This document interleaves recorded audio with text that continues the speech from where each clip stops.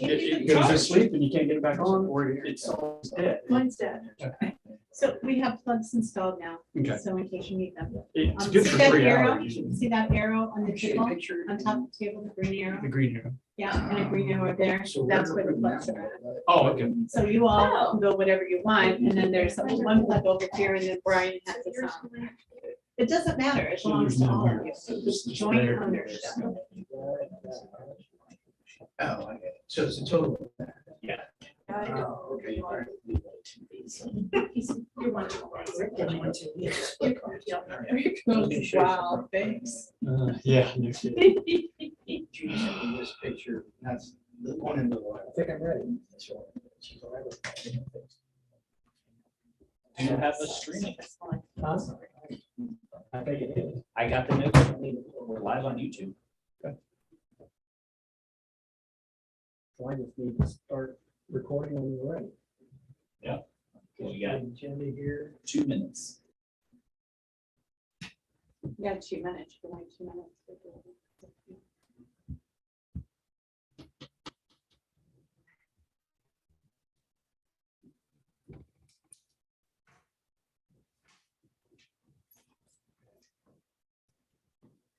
Figured out Brad locked the door when he came in. Oh, because he's used to Yeah, it. that's He's used it. to locking it behind him. That's exactly what I told him. I said, Brad came in and it's force a habit, lock the Yeah. door. Skinny people. Uh-huh.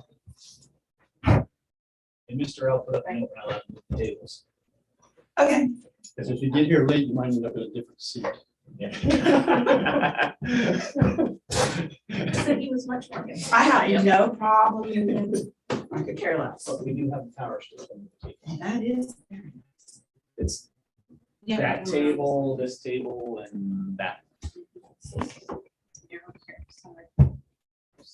So then what do? They just plug into each other?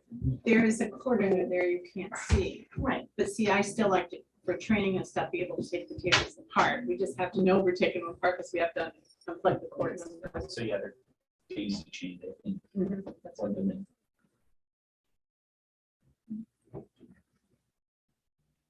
Hi, Jeff. Chuck looks like he's sitting for a mug shot. Looks like he's laying on the floor. It looks like flooring. He's talking to Joe. Oh, no, he's not. Do you think he's getting a suntan? And in case everyone else didn't hear, the governor signed the law, so Chuck can now participate and vote. And we have remote meetings through the end of June. Brian, you can play. So at 6 o'clock, we'll call the meeting, the service committee meeting to order. Cosgrave, Present. Foreman, President, Schaffner, Present. We also have in attendance, Donna Reedy, the village administrator, fiscal officer, Brad Garlery, sorry. And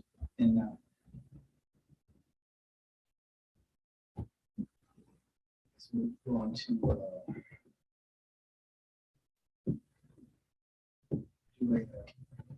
approval of the minutes. Foreman, I looked them over. I didn't see any problems with them. There, where they should have been there, but I make a motion to approve them as written. You want a second? Second, all in favor, say aye. Aye. Any visitors? Chuck?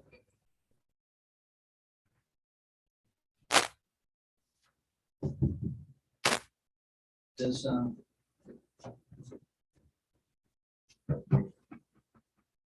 Dennis want to say anything or anything for visitors? I'm sorry, please. Anything for the visitors? Is Brad going to? Brad. Oh, he's gonna do a presentation. Okay. And then so I guess the first thing we'll do is we need a vice chair for the committee. I'd ask Mr. Foreman if you can go.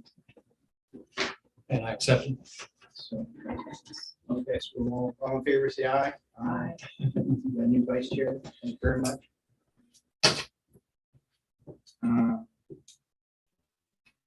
So we'll go into goals. And the goals was the 5-year plan. I guess we're working on putting that together. I'd like to talk a little bit about that tonight, please. So we're going to report you guys, take those part of those departments if you want to start off on that.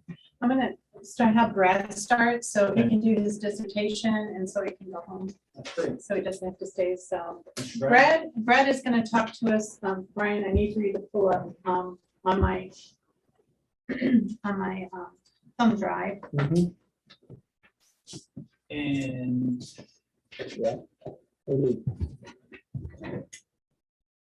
That is called flow meter locations. Okay, I'll go share this, share screen. I was gonna say, yeah, probably want to do the share screen. So Chuck can see it. Oh, I got to pull it up first. Yeah, yeah. First.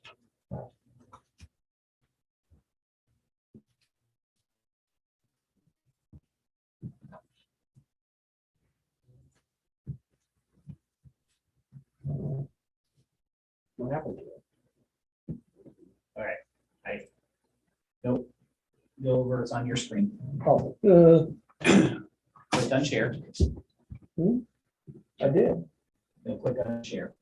Stop sharing at the top. Stop sharing.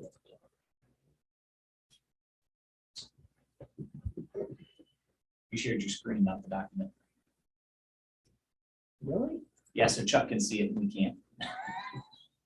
Oh, well, okay, good. I got you, it's all right.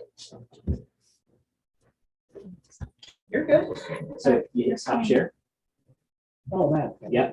Oh, So now if you go back over to share screen and share the PDF at the bottom, There you go. and now hit share. Move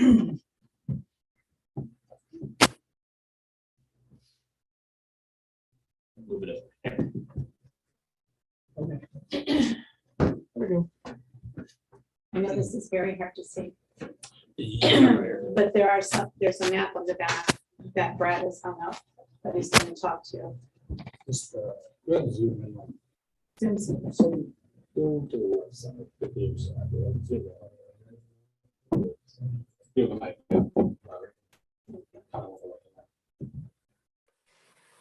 So this is part of our INI project. INI stands for infiltration and flow of basically unneeded, unwanted water in our sewer system. Cracked pipes, cross connections, things that aren't supposed to be getting into our sewer system, which then could potentially overflow our wastewater plant.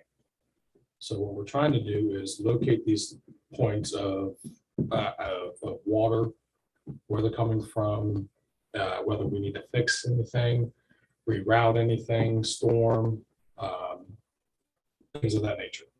Basically trying to eliminate our overflows at the wastewater plant. So like last week, we had a lot of water, a lot of rain, anywhere from, I think we had 3 to 4 inches of rain.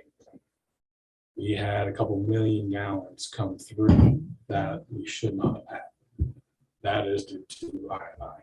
Sub pumps tied in, cracked pipes, storms that could possibly be connected to our sanitary sewer system, things like that. So what the EPA has wanted us to do is put together a project that basically starts to locate and identify where these issues are.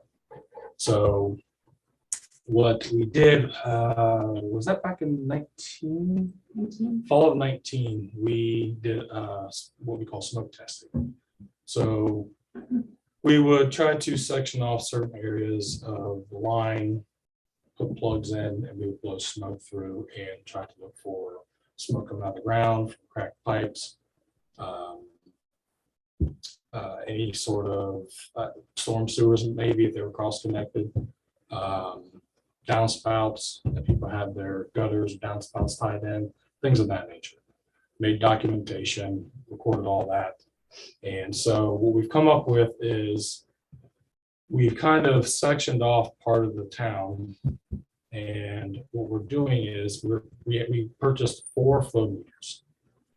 And what we're gonna do is we're going to take certain sections of town and we're going to put flow meters in where, so if you look at where the blue is, all of that blue area will go down to, it's hard to see, right? Maybe right there, you see where it says 10-inch flow meter. You can zoom into that, make it a little easier for me to see. All of that blue section will go through that one single manhole right there. So what we'll do is we'll put a flow meter in at that manhole, and that'll give us an idea of how much during a rain event. Well, it'll stay there for 6 months, I should say that. It'll stay there for 6 months, and we'll get data from dry days, wet days, anything of that. And it'll give us an idea of how much I&I is in that particular location of town. And we've done that in 4 separate sections. And after that 6 months is over, we will then do the rest of town. So within a year, we should know which areas of town are the worst. We kind of have an idea based on past events, which areas are pretty bad, but we still need to know there might be other areas that we're not 100% sure of. So that's what we're going to do with the flow meters. If you look there in the orange section, it's hard to see 32B manhole. That is where that flow meter will go in. That will take up the entire orange section right there. So these first 4 meters are going to gather a lot of data, a lot of area of town. So what we're also going to have to do is going to have to kind of get an idea of what the average flow or the typical flow should be. So we'll be able to see that during the dry months of the summer, get an idea of okay, this is probably what it should be. And we'll also get the spring and not quite the fall. So, but we should be able to get pretty good data out of these 4 locations and the time period that we have in there.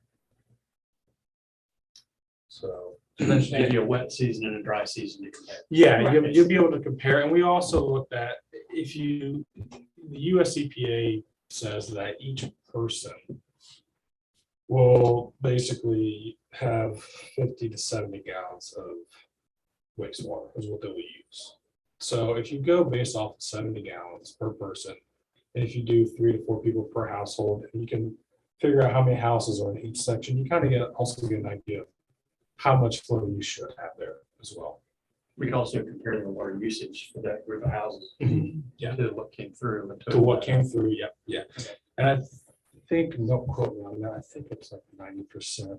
Yeah, because this won't be. Exactly. Of what's, yeah, so obviously, typically, you should actually produce more water than what you should treat in a perfect world, but So when we look at this, where do you consider to be the most compromised in terms of the infrastructure and that's. looking at the I&I issues? Are there like 2 or 3 areas where you're like, well, that area, and that area, Well, you know, The are green, truly compromised? yeah, the green area right there. Yeah. Is, we know for a fact there is something going on in that green area because that will all come down to Monroe Street, right here at Mill. Mhm. And there's a manhole that I think twice that we've had to park a vehicle on the manhole to keep the manhole lid down. There was that much water going through there. And there used to be a sanitary overflow station there that the EPA had the village take out years back. But what that did was when it got so high and so full, it would then discharge to the creek and not have to go to the plant. Well, they made the village take that out a couple years back. So that would be manhole 112, I believe, 112A. So that would be just down the road on Mill Street. 112A? Yeah, just a little bit. So, and the thing of it is, Brandy, what we want to do is we want to manage by fact. So while we have a lot of experience, and like Brad said, we park trucks on top of manholes and we know that, we want to bring the facts in so that we know exactly where to go, because there's gonna be a spreadsheet that I'm gonna show you about the projected storm drops we're gonna need and we're looking at. I think what I was trying to ask is Okay, the older, which areas are the oldest infrastructure in terms of in town? That you would think would obviously be the most compromised because it's the Yeah. oldest As underlying far as the oldest, pipes and maybe that's not where the issue is. I'm just curious to know, is there a correlation between the older infrastructure versus, based on what I've seen, no. okay, Unless that's what I that was side wondering. of town is the oldest, I don't think that. and the side of nice town thing is the about that though, oldest. Brad, the numbers will tell us. Yeah, the numbers. Once will- we get the will- numbers Yeah, and and that's what data, I was just we can curious. Is there say, a okay, correlation? this is the average age of the infrastructure in this area. Yeah, And so you are working on calculating the number of homes and businesses in each section, so you can. yeah, that'll give you kind of a rough estimate of what your flow should be, and you're also gonna see what your flow should be during the dry period too. Well, I just want to make sure we hold the variables constant, because like section 3 is 135 acres and section 2 is 87 acres. Yeah, So if you get a lot more coming out of section 3, that would make sense. There's more Yeah. homes, it's more ground to cover. But when you look at the population density versus the flow of section 2, you're putting out X, 10 gallons per structure versus section 3, 4 gallons per structure. and You that's know, why- you know where that is. yeah, that's why I think going based off of houses might be a good idea to do that. And we talked about that at our last meeting about looking at it like that. Yeah. So, I've come to learn recently, and I didn't, when I go into houses, I kind of look at this because I get invited into a lot of houses. And I've seen a lot of sump pumps connected, for Mhm. sure. And that's all I used to look for. But recently I've been in some houses that were built by the person who built more houses in this town than anybody. Still David 110. And some of those houses have commodes and washer and dryer hookups in the basement and perimeter floor drains and no sump pump. And I know for certain that they're saying that their storm structures in the area are not as low as basement floor. Hmm. So this is a person who built That's- more houses in town than any other individual. That's interesting, yeah.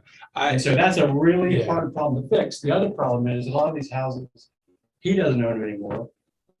The person who got them still doesn't own them anymore. Most of those houses got split in the divorce years ago. So this part of the family owned a bunch of them and they've gotten rid of most of them. And this part owned another part and they've gotten rid of them. And apparently home inspectors don't take any ownership of where Mhm. the stormwater is going. Like there's an ability to do that with dye testing and things like that. But he must have put traps in under the floor because they don't have any sewer gas in the structures either. mhm. So that would prevent smoke tests from revealing it as well. It will, yeah. And there isn't even a sump pit in these. And it's really difficult to even identify, just walking around the properties, whether there's one intersection between the two or three, but we know for sure the perimeter drains are tied in, and probably the downspouts too. And one reason. And I never noticed that before. It wasn't something I was looking for. I was looking Yeah. at the sump pumps. I wasn't looking for this other interesting detail that this basement's never been wet and there's no sump. Yeah, it was one of the thing that makes me believe that there is a lot of inflow as far as cross connections is when you get a heavy rain like that, it's days and days and days of high flow. Right. I still see sub pumps that are going out to curbs that are still pumping today from last Thursday. Because you're draining that entire You're still perimeter draining that foundation. whole area. Yeah, so that's one thing that leads me to believe there's a lot of cross connections and things that are hooked up that shouldn't be. Also, the yellow is on the map. Those are places that have been relined. So Okay. those are all been relined within the last, I'm not sure how long, I want to say last 10 years maybe, That's or, right. or further, Yeah. could be further. But. I those think are the using ones. 10, we decided was a good number. So once we get these numbers, what we will then do is we'll take a section, like say the green section. We know that's a problem area. So then what we'll do is we'll then break that area down also to a smaller map basically, and we'll get say, the northeast side of that green section, and then the south, side of that. And we'll try to basically just section it off and small until we narrow it down to, okay, this is where our problem's coming from. So it's gonna take some time, but it's just what needs to be done. And to do it this way is gonna be the correct way. Want to ask you a question? Yeah. I of course know the answer, because it's probably before all of us, but it has to go with the comment you made about reline. And again, I know the answer. But like taking this one right here. Why would we only reline that section if we're doing that instead of that entire line? I like the New Year answer too. Sure. And we talked about that today with Yeah. the streets. Why do we only why they only did a certain portion I'm of the gonna street, not guess- the rest? I'm gonna guess those reline sections predate most of us sitting around here, Yes, we do. but And I'm just asking. it could have been that's just that section of pipe was bad, or, what was added on was better pipe or a different type of piping, and that section was older. There's a lot of different reasons why they could have done that, so. when I look at some of the relining ones, it's like, there's another one where it's two. Right there, that's what I was looking at. You know, why, again, You brought all the equipment out. Why didn't you just do a bigger section? exactly, economy of scale. Half the cost is showing up. Exactly. So, And like I said, it could have been, that section was clay, and then, they added on, it was plastic after that. Who knows? who knows?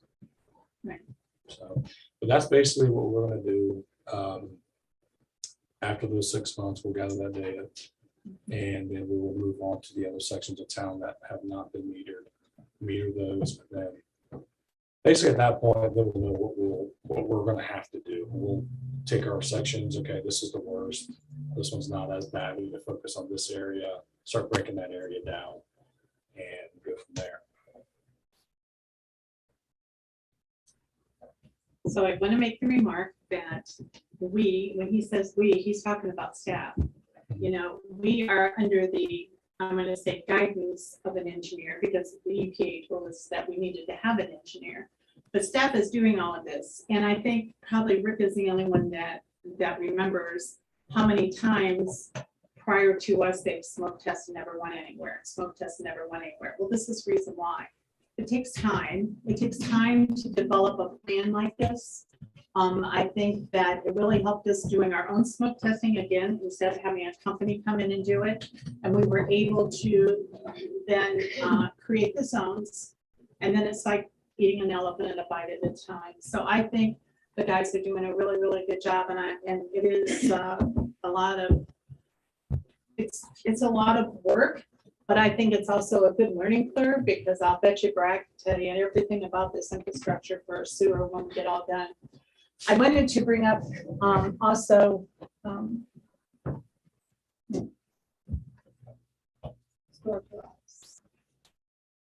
Yeah.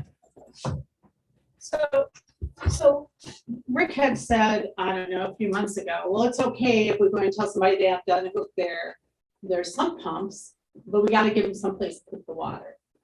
So we did an inventory of what we thought just the new storm drop list would look like. So this is just preliminary. We haven't got the numbers, but if you go all the way down to the bottom, Brian, that's how many feet and how many new drops that we're going to have to do. So we're well over $1 million there. There's no doubt in my mind. So, it's a complex problem. And we've had a lot of work ahead of us.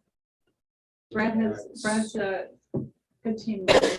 Now, Tim created this list. I'm going to give credit where credit's due. And he's a part of that team too. So just wanted you to see that. Question? Yes, 53 new storm draws, 1,000 feet. Mhm. Probably roughly the same cost as water line, 150 a linear foot, Probably not as much drain, maybe 100. as bad. So 100 Which is adds, deep. 100 adds 3 zeros to it. No, 2 zeros to it. So we're getting up there. is this We're not, I know we're not here, I'm just thinking future grants that we keep looking for. Can we do 15,000 feet and 53 storm drops in 1 year, or is this a it's just gonna be a This is a- phase. 5-year project, 10 drops a year type? There is a government agency though that helps us plan what we need to do and helps us find the money for it too. The money, again, is 0% loans. Right. And again, those are things that this council needs to talk about. Right. Because a loan is a loan, regardless who gives it to you, and you're gonna have to pay it back, which means the costs need to be passed on to the residents in the form of debt. So we'll be very cautious as we move forward. You know, again, the EPA had us hire an engineering company that we're working with.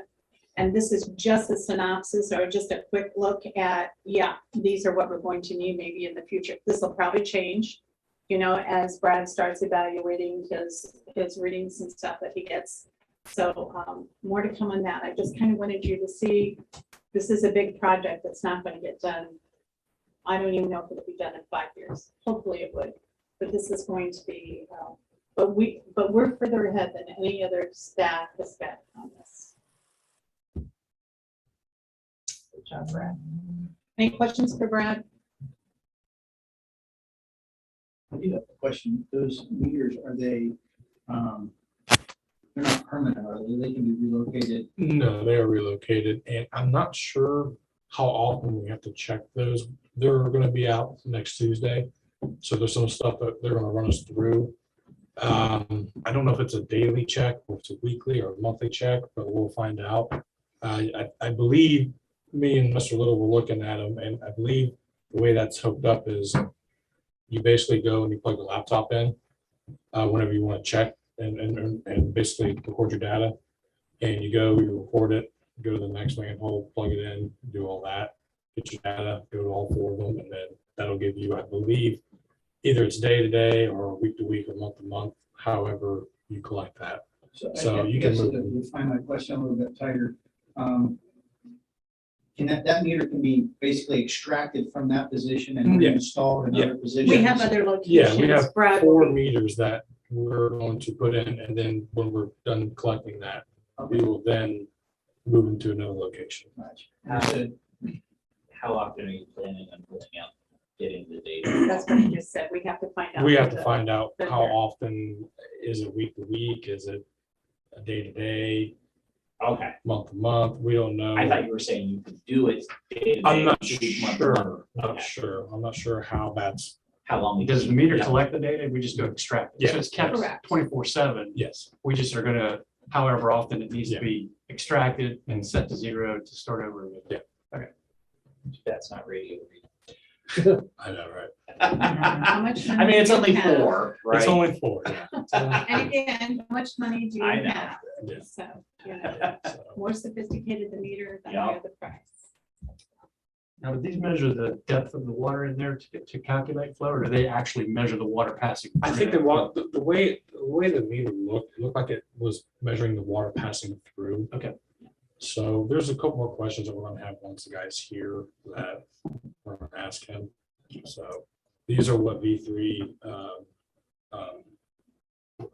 basically suggested, That's yeah, the that we best. would use, so it's a lot better than renting.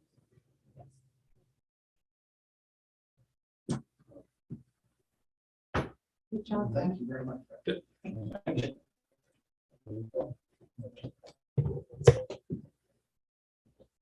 Have a nice evening.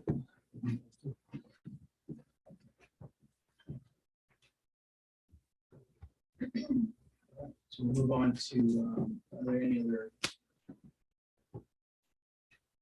Yeah. Yes. Other stuff. Yes, so then I want to talk a little bit about streets. I received notification that our project for Round 36, which was the Water Granville project, has been set off to Columbus for approval. Now, we won't hear anything from that until June or July. So consequently, I'm excited. I believe I sent you all the spreadsheet. Did I put that on this one? So you will have the spreadsheet. Did everybody get the spreadsheet on what I sent out? Says door on it. Yeah. that's it. What did you say? It says door on it. No, that's not it. The District 17 He's like a recommendation, station. is that the one? Brian's gonna bring it up. And I wanted to just, that's fine. I wanted to talk a little bit about this. So when I first started on these committees, there were about 120, 125 projects. It was a lot of projects. This year, we were down to, I believe, just 70. This spreadsheet that you all have to look at are the final projects from which entity they came from. So the way you would see this is a county, city, village, township. So a county or city or township or a village can put in a project that they want to do, and then there's a description.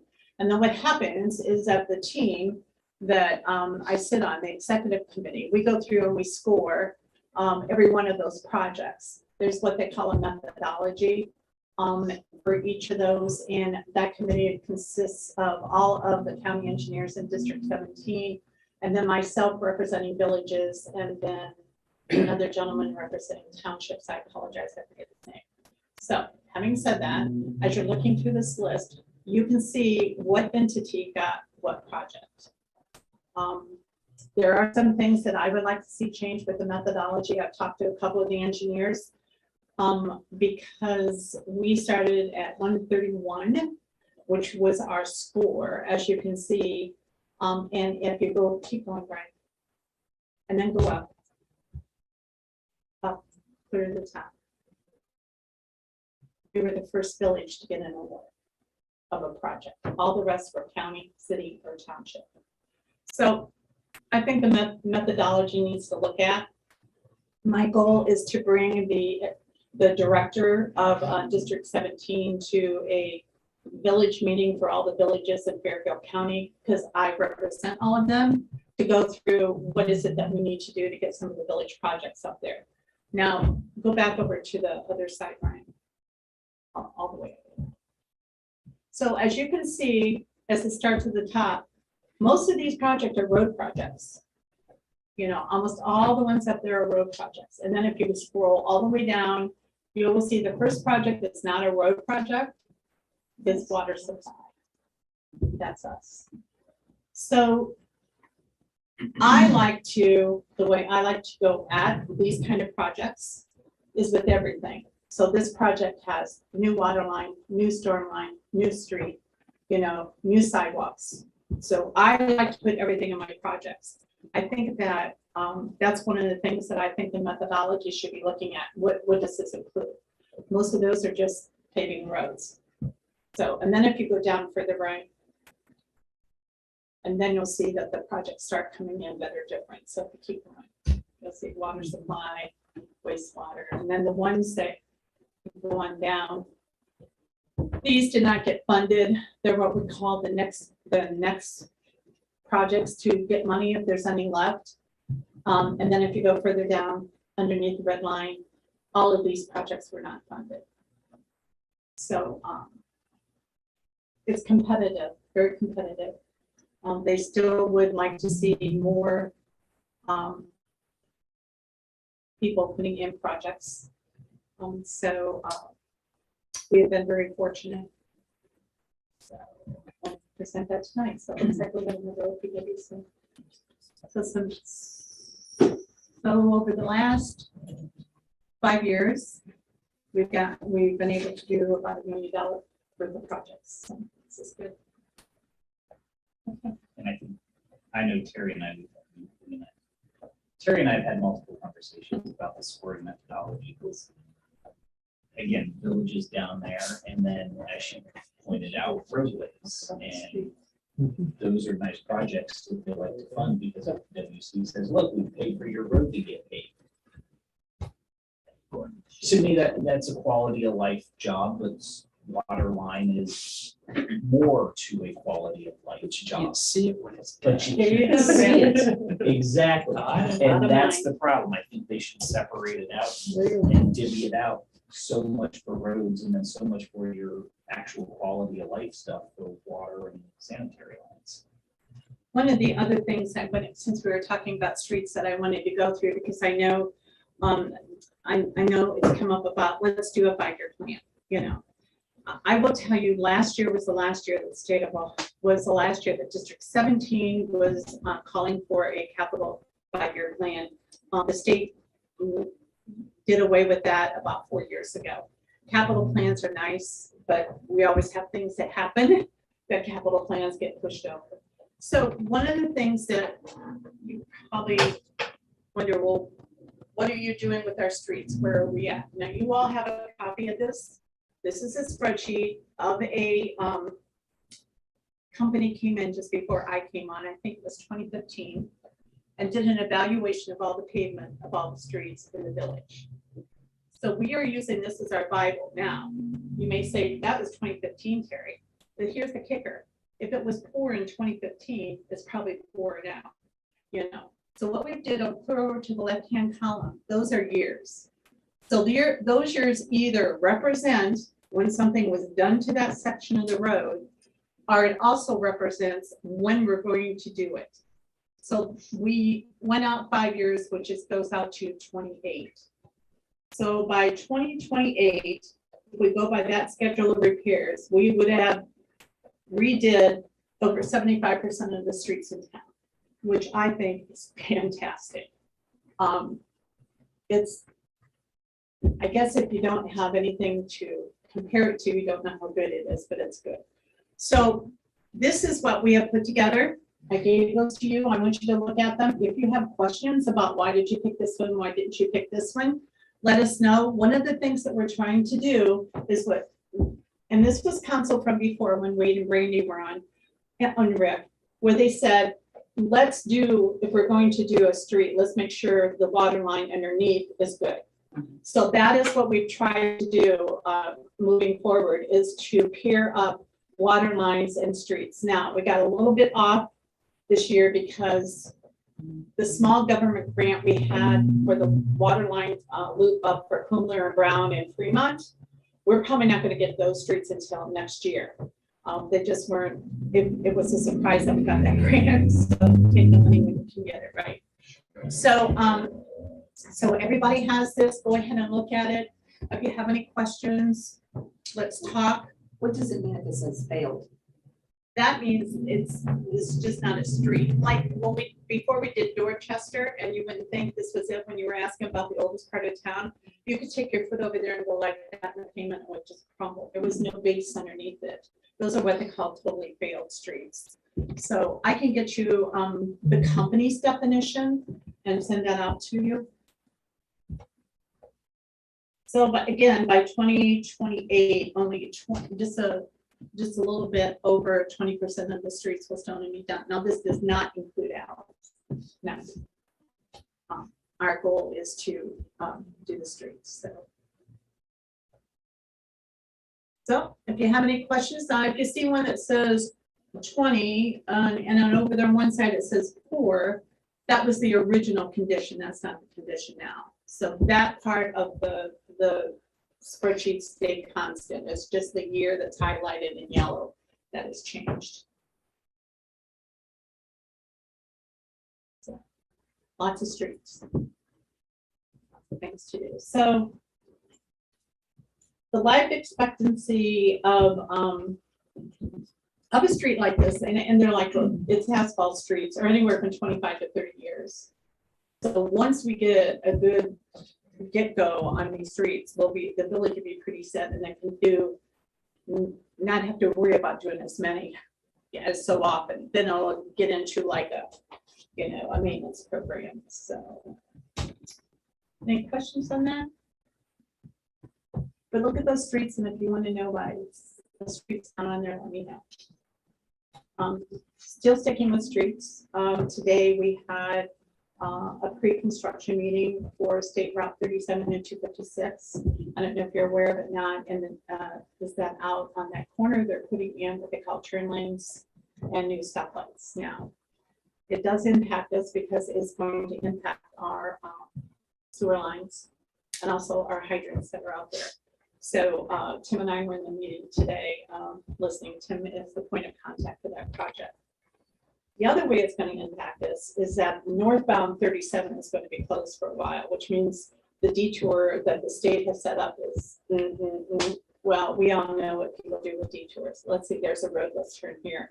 So we may be experiencing some increased traffic on some of our roads, like Holder, etc. So we're going to keep that in mind. But as Tim attends more of these meetings, you know, we'll get more information and we'll pass it along. Supposedly, their proposed start date is April 25th, and then want to be completed by May 1st. But what I heard from the meeting was waiting for parts, waiting for materials. Trees still have to be taken down, poles still have to be relocated. So there's a whole lot of work to be done there. But it's a big team, don't get me wrong, but Strasser, I'm not sure if that's Strasser or Shelley that's doing that contract. So I just want you to know about that because it is going to impact us. Sounds like on the first day of the detour, might be a good day to have the chief camp out in someone's driveway right there at the village edge. As they come flying up Holder Road from 37, because he gets a couple of them and people may still take it, but maybe they'll at least slow down. I don't know why they don't just put a guardrail crossing into that street if it doesn't need to have access from 37. It doesn't. So still staying in the streets, moving on, as you know, our OPWC round 35 project was awarded. We do have, Strasser had the lowest and best bid. So tonight there's legislation for you to pass in council for ordinance number 5. It's 5. It's 5. So I'd like to have that pass as an emergency, and this is the reason why. Our milestones, our time to start is like as soon as we can get this contract to Strasser to start. We would like to have the area of Summer's Choice and the area of the pool done before they open. So meaning that they would start on that end of the project. So that means we would start construction in late April, early May, and then that portion will be done before the pool opens. In order to do all that and get all of our paperwork around and get all of our bid books signed and et cetera, I asked tonight that you pass that as an emergency. And that was the one that you added the entire spreadsheet with the cost, right? That is correct. And you have that bid 300,000 package. of PWC and about 215 of our local stuff. If I overshare, tell me. I like to make sure that you have all those documents to look at. So the next project, paving project I want to talk about is the other piece of legislation that is on the council agenda tonight. It's 04, and it's spot paving of the areas on State Route 158 by ODOT. They are going to do a lot north of town, but there is some on the state route that they'll be doing in town. They sent me an email last week and said, oops, we're sorry. We should have told you this earlier and we want to get going. So do you think you could get this legislation? I sent it to Jeff. Jeff thought it was kind of, should be rewritten. So he rewrote it tonight and you will see that in ordinance 04. I apologize. I would like for you to pass this again as an emergency tonight so I can get this to ODOT so they can begin their repaving or spot paving, what they're going to do. So I need two sponsors. Awesome. Okay. Can we go back to Summers Bay? I think I'm not clear on what we're doing, like, Where are you at? Choice. or Summers Choice. Oh, okay. I was gonna talk, okay, so what we're doing on Summer's Choice is that'll get all repaved. Oh, okay. So two different issues tonight in safety. I want to talk about Summer's Choice being a private drive. But the project itself will be paving all the way down to the end of the parking lot that's there basically. Good. I also wanted to talk about why we're talking about roads, vehicles. I would like to get our logos put on the equipment that we have purchased. Now, the chief and I have been talking about this for a couple months. We kind of held off because I thought, well, I'm going to get another piece of equipment. My choice, and I sent you a sheet of different fonts, etc. I don't think we need, unless council prefers this, I would prefer just to have script Village of Baltimore, like serving residents or something like that, serving residents since 19 whatever, instead of having service or whatever written on the trucks also. But each one of our new vehicles will have this on the doors. Right now, the wastewater and the water vehicles have logos on them. They are identified, but the other equipment we have is not. So I don't know if council wants to, how we want to do this, whether you want to say, this is what we prefer to have. Our service, since we're in service. I guess I would have thought they would just get the logo like the other equipment has. If you want a logo, we can go ahead and see how much the logo will cost to get put on. I think it looks nice if it's consistent, so if you have one that's already been nuanced. Well, you just kind of know when you see it. Yeah, right. I agree. Something that we I are know it at a already glance. familiar with, which is already on some of the vehicles that we see. What does the old one say? Village of Baltimore. And it's got more like a logo. It's like and blue and it's more like white. a seal. Yeah, Like it's exactly. blue and It's gold. in this It's building. like Yeah, that, it's that right there on his arm, oh, without the police car stuff. yeah, but it's the same It's a thing. picture of the Opera House, and it says like Village of Baltimore Mhm. dates or something. I'm okay with that. I just think to be consistent. We'll go ahead and I'll work with the chief with our vendor and join him to see how much it costs to have the logo and the village put on all of the doors. So that will go on all of the new equipment and the equipment that's not new that doesn't have. it on it. So.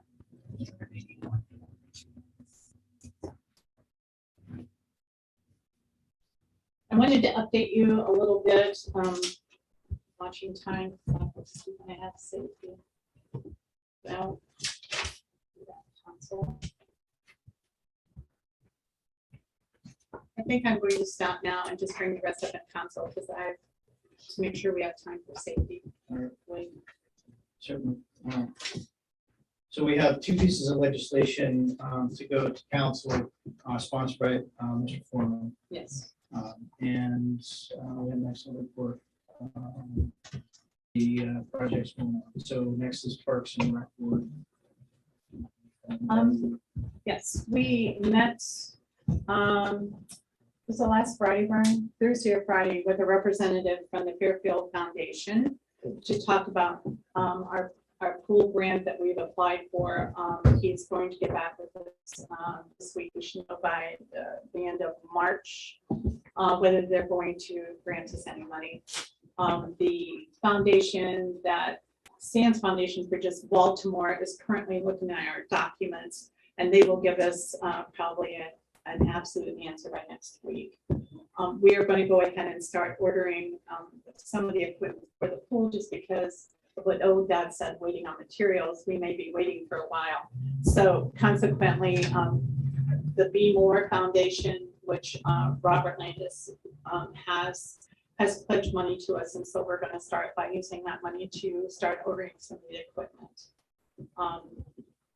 The other thing when it comes to the parks is that all parks specifically, the Boys Youth Baseball Association is doing a couple of improvements out there on their own at their expense. They'll be moving the outfield fence back where it was a few years ago. That'll be a new fence. And they're also going to gravel some of the area that gets really muddy when a lot of people are there in the rains. They did, however, ask us to expand the parking lot out there. And so I've asked Tim to look at that to see what we can do. And we use street grindings for the parking lot, but there'll still be needed some coordination with laying those down and in and outs and all of that. So we will look at that. They want to have a couple of tournaments there this year. If you remember last year, I reported out that that board donated $1,000 to the village for any improvements. So we'll be working with them. I didn't have a quorum at the park meeting last week. So our next meeting will be March 30th. And the reason why I didn't have a quorum is we still have, We're short, yeah. Anybody wants to be in parks?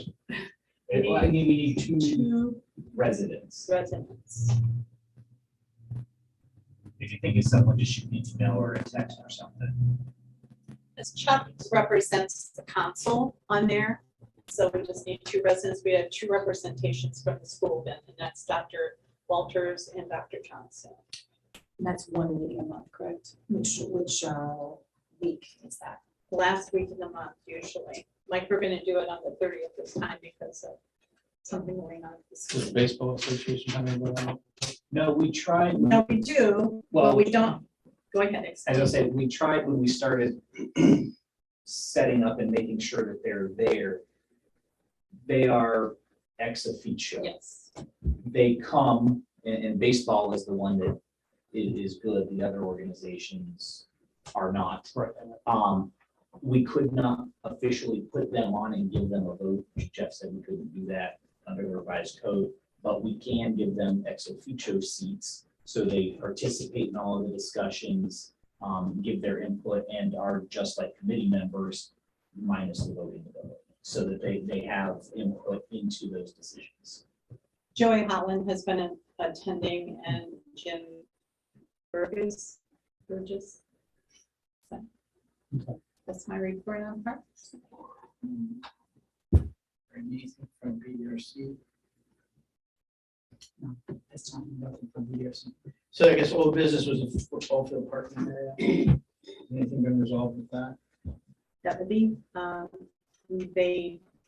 the response back I got from asking them to remove the parking blocks is they're not going to remove the parking blocks because they feel as though that's the only protection they have for their new fencing over there.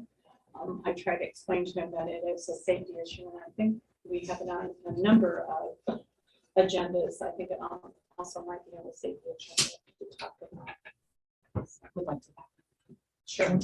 Just real quickly, I want to give an update. So Mr. Machado and Steve Cottrell spent a lot of hours updating the new bathroom upstairs. Has been totally renovated with the new flooring. And kind of moved things around, new sink, and it looks really nice. Because we also have the HVAC system is being worked on by Flannery. So previously there was a leak from the line, the drainage line, I guess, I don't know officially what to call it, but it really had to have some considerable. That was from the mini splits that were put in there? It was actually from the lines that run from the mini splits. Condensate line? The condensate line caused some issues because it was a mess. Thank you. From the BRC. Looks very nice. So, I guess we'll punt the football issue to safety from this Do committee. you want to go to safety? Yes. Thank you very much. So new business, we already talked about the two pieces of legislation for spot paving and for PWC projects. Sponsored again is Mr. Foreman and the equipment logo, the equipment logos. So I guess if anybody does have anything else, then we can. Oh, don't, okay. we I have think you have to make a motion Make a motion. for those two For those- pieces of legislation to go to council probably separately. Okay. So, Mr. Foreman, Yeah, I'll make a motion, I don't have it in front of me now. 2022-0405. Yes, I'd make a motion that we forward 2022-04 to council for approval by emergency. I'll second that.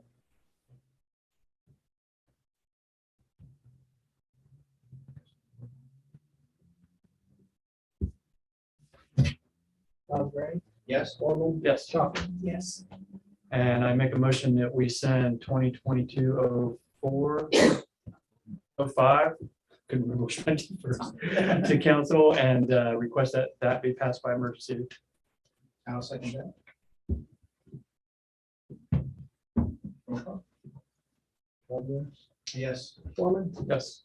Chopper. Yes. Motion carried on both parts. So the committee is going to send 2 pieces of legislation to council. Anybody have anything else in the? I guess the next scheduled meeting will be the fourth Monday. Mhm. 6 o'clock. Make push to adjourn. Motion to adjourn. Foreman motions to adjourn. Second. All in favor, aye? Aye. Aye. Adjourn. 6:53. Who's that?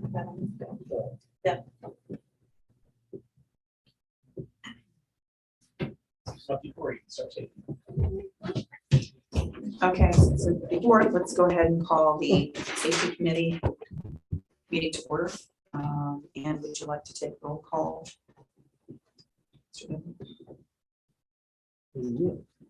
Gray, Present. Keller, Present. Edie, Present. And also in attendance, we have Mayor Nicodemus, the village administrator, Jerry Wise. We also have Chief Tussey and Ms. Walter.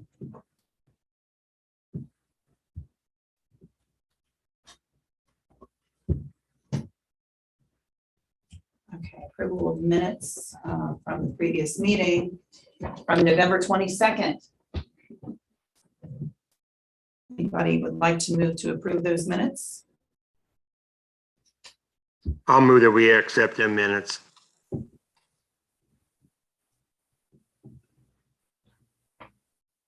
Oh, I forgot. Would you like to second that? Okay, great, great. All right. Well, I think technically that's the November one. Oh, yeah, I can. Yeah, I know, I couldn't, So we can, but Mike Hamilton and Bob Hanson, okay, I can though. I'd like to second that. okay. Is that okay? And we'll do like we did with the last one where I was also there and didn't see anything wrong with it. All right, we'd like to acknowledge any visitors. Well. We'll be doing that 11/24 Thursday. Yeah, she abstained. T I motion, seconded. she seconded. I said we're good as well. What about January 24th? Oh, I'm sorry, I did not. Nope. Would we also like to approve the January 24th minutes? No, my name is not Darlene. Okay, I noticed that also. So her name is Okay. Oh, We'll hold that- we'll hold yeah. that. Donna, Darlene, whatever. So name change on that one. So how do we proceed if there is an acknowledged? Changes edited. Okay. Yeah, amended. Well, I'll amend it. Okay, great. So That's do my we need bad. to? I didn't- You can note. I mean, you could pass them tonight, noting. With the noting, the change, okay.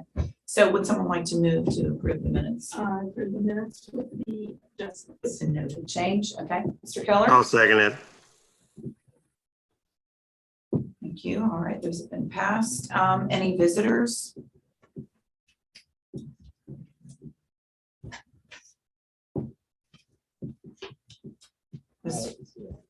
As far as goals, we don't have anything listed under goals.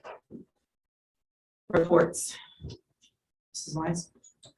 Thank you. At this time, I can say that on March 9th and 10th, I'll be attending the BWC Safety Council. We go to that every year. That helps us get a percentage off on our rates and stuff. And then soon I anticipate the county starting up the safety committee meetings again.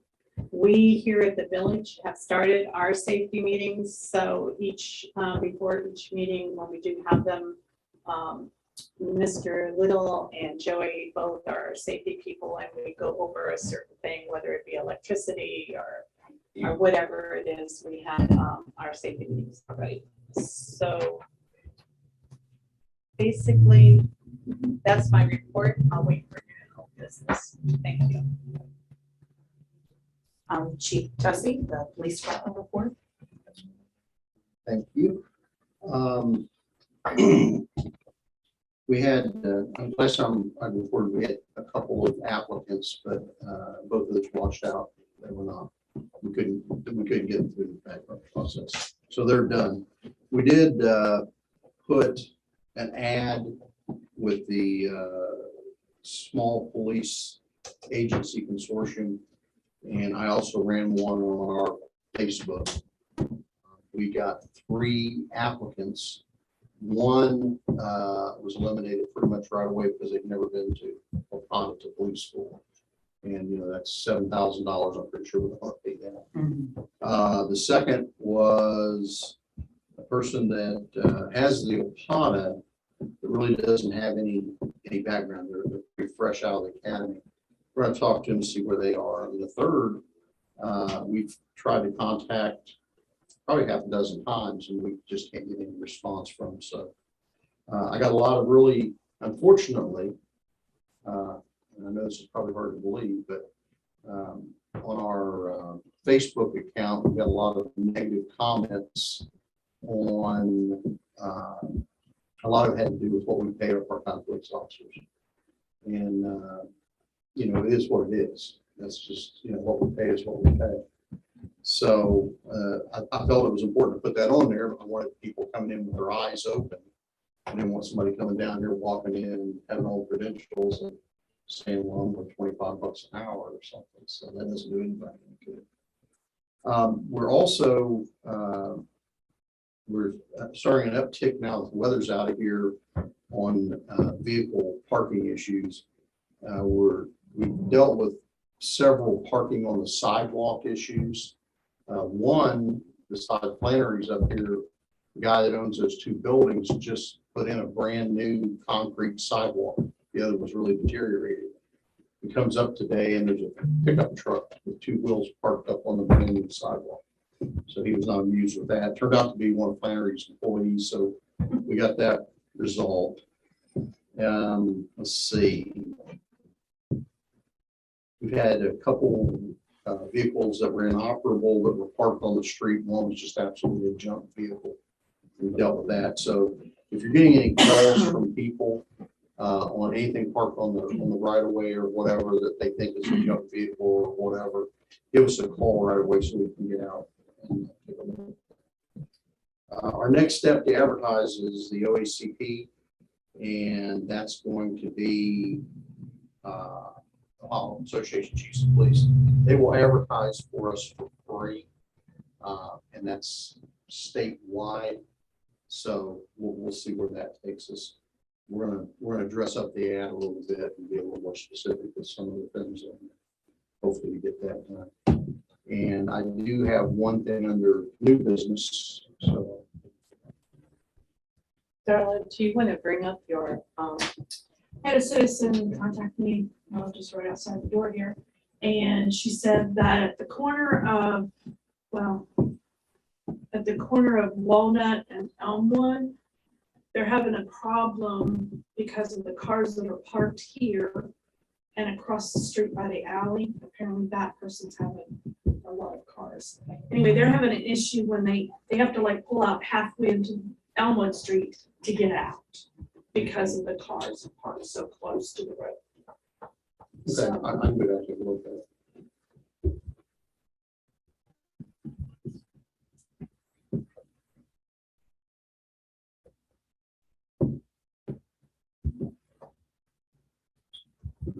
That's all I have. All right, so thank you, Chief. Let's move on to old business, the school football field parking area. I've sent 2 emails to Dr. Johnson and again, asking him to remove the parking ballots the way they're laid out currently. Not only is it an issue when we clear the snow in the streets, if you get a dually or whatever parked in there, the distance from the rear of that vehicle to the end of the street is not enough for an emergency vehicle to get down through there. So I'm looking for direction. And there was no response at all. He does not, they do not want to remove the ballards because it protects, they feel as though that's protection for their fence. So their fence is worth more than our, whatever we, our stuff. And I get that they want to protect the fence. And, you know, the guys that put it in with the school, I don't blame them. Because I'm sure they were just following the orders. So if they would recess them and straighten them, is that kind of what we're looking Straighten for? them off of the road in their grassy area to make a curb. Something like that. They just need to come out. And they just need to come out. So have they, do you think it would do any good to be specific and say, here are some options? The last time we did that, they thought it was the only option and said they're not putting in a sidewalk, it's too expensive. We suggested that. And they took it as that. I mean, they just need to come out. And I know, I mean, we've been dealing with this since what? October, November, and, you know, I know the school board president wasn't happy when I made a flippant comment about we can just take them out, but I'm sorry, you don't get to do something wrong and then get hurt when you get called out. And that's my point. They did it wrong. They didn't ask. They didn't coordinate. They just did it. And now he wants to throw a fit because we're calling him out. If we did the same thing on school property, they'd be throwing a fit. So options are put the concrete ballards back in a straight line, recess them, drop them back into the grass. That is an option, but I also don't feel that it's our responsibility to provide them with options to protect their fence. So somehow they need to right the wrong. They need to remove the ballards. If they want to put a curb up, if they want to put a sidewalk up, if they want to take the stuff they put up and line it up to make a curb. We can come up with suggestions all day, but I don't think that's our responsibility. It might facilitate the process, though. Getting it done. I don't know, nothing's facilitated it so far. They don't want to remove them. But they don't have to remove them, they just have to move them. They have to take them out of the street, To drop Which them takes back. them off the pavement. which takes them off the pavement. Got it. So even if they go to the very edge of the pavement, that's not sufficient. They need to get off the pavement onto the grass. Is that what I'm hearing? Property, Onto their property, I would imagine. which I think is the fence. Isn't it? I haven't looked at it on No, that, there's a space but between. not the enough for the Small. sidewalk. There is enough for a sidewalk. And there's that But drop. remember the last time I made that suggestion? They didn't like it, they, Cost too much. There was a time when I there's some remember, football players out there, I'm sorry. there was a time I remember you talked about not plowing, is, I mean, is that an option on our end? Or not? It could be, but there are residents that live down that way. I don't want to not plow. And then we got the safety issue. If you take a single swath through there with the truck, though, I mean, that seems like going down through there with the plow. You could, and then if we go to repave it, They've taken 2 swaths every time it snowed this year with the trouble, and the parking lots were still 10, 12 feet from the swaths. Not a car length, but a good distance from both swaths. So they can get through there making 2 passes. So If there's no one, If there's no one. if there's, if someone's parked there, you're not gonna get a plow for it. Our And that's- emergency vehicle. Or That's emergency the, that's vehicle. the, that's the it's biggest. not just snow. So, I just want to make sure that you understand all of the Yeah. issues. And I also don't want to set the precedent of, oh, we can do this and get away with it. No, Because no, then I- someone else comes along and says, well, I want to do this and just does it. Who owns the parking spaces? The village? That is a village roadway that they put parking blocks on. Okay, so the parking spaces themselves is village property. I mean, as far as, and I'm kind of like narrowing it down a little bit. Do we have the option of putting up the parking and snow emergency signs there? To keep people from actually parking there, so that at least emergency vehicles can go through? I mean, I've half joked and was half serious when I was having a conversation with someone about this and said, you know what, if they don't want to move, council could pass a law that says compact vehicle parking only. Yeah. And then no one in this village, save maybe 3 people, would be able to park there. Because everyone has a big SUV truck. dually. Yeah, no, I mean, we could do that, but it still doesn't solve the problem of they put them on there. No, I understand. that. Yeah. Mayor, Yeah. can I say something? Why not go to the board of election and, and just tell them what's going on? Maybe they might look, say, hey, Dr. Johnson, let's get along with the village. Let's move them back or get them off there. Board of Education or Board of State board? Election? Or I meant the Board of Education. What did I say, election? Yeah, education.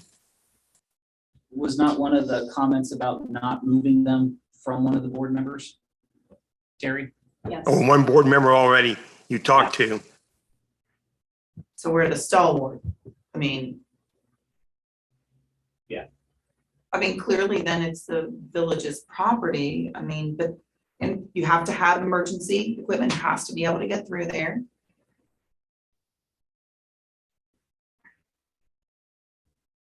And your concern is like during a ball game and they're parked sideways, the engine can't get through.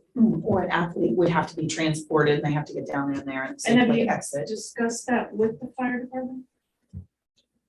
Are they concerned with it? Well, for the games, for the actual games, they park on the backside. So if there was an injury during the game, they would pull them out from the back field house down by the river. They're already there, They're already there.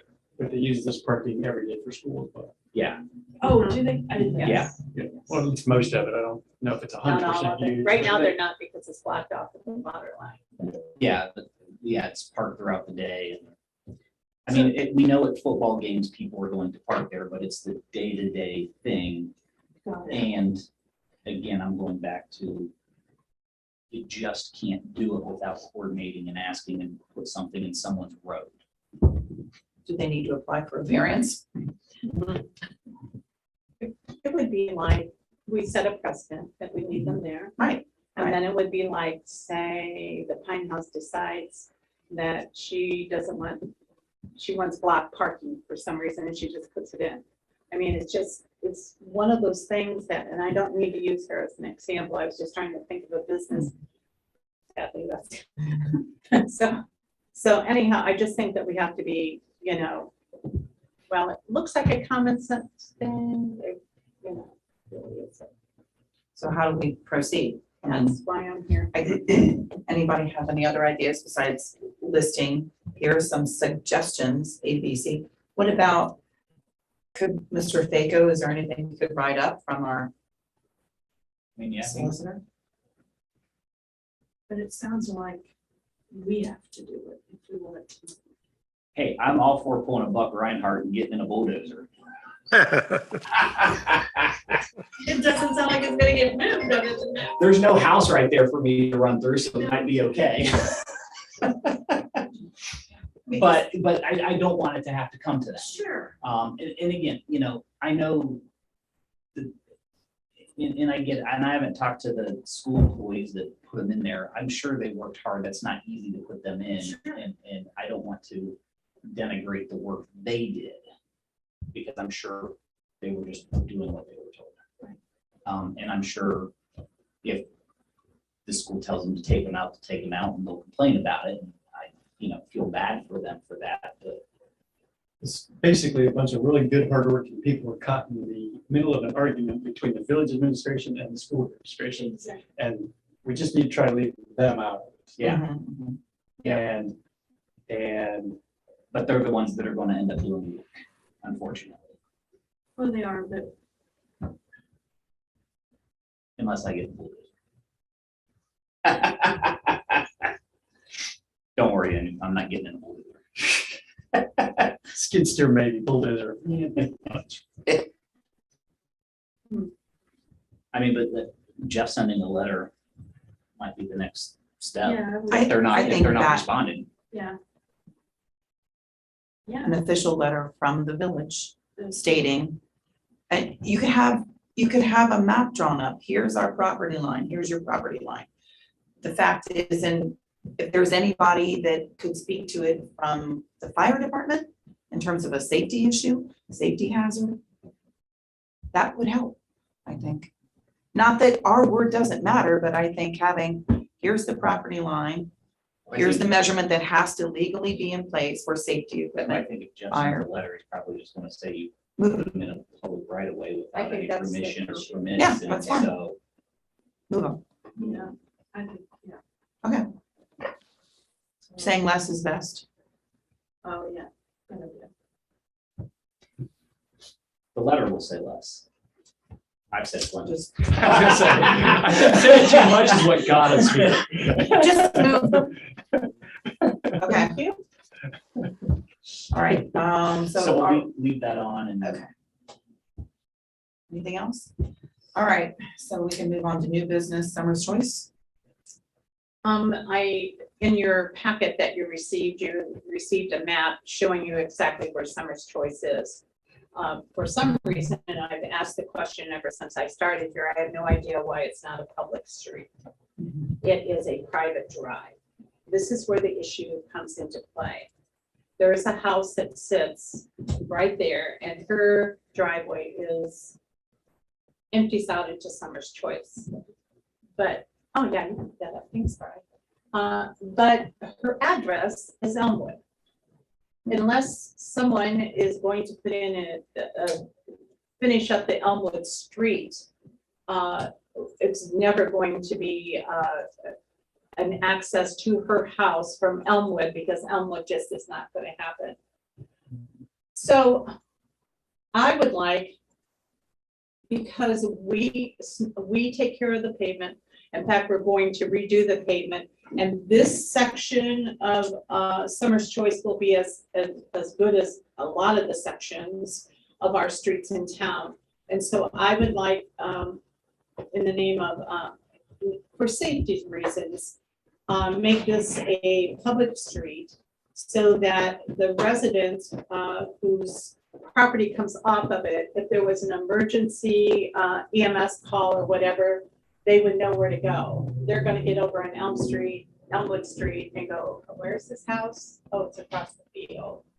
So I'm asking for consideration for that, making Summer's Choice a public street based on the safety issue. And you can make it, I mean, obviously it would be a dead end street. And what would happen is if the committee says they want to do that, Jeff would have to prepare legislation to dedicate it as a public street. The traffic map to include that.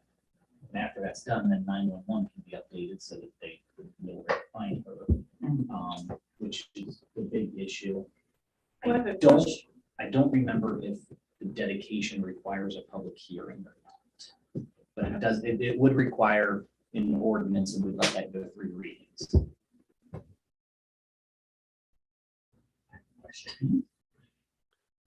Terry, Wait a minute, Chuck. Hold on. okay, her address is Elmwood Street, so that means that Elmwood had to have gone through there, because I believe that house is older than Summer's Choice. Now, what has happened is someone who decided, probably because they knew this was a private street, decided, well, we'll give them an Elmwood address. This was like way back when, I believe, before a lot of my team was even here.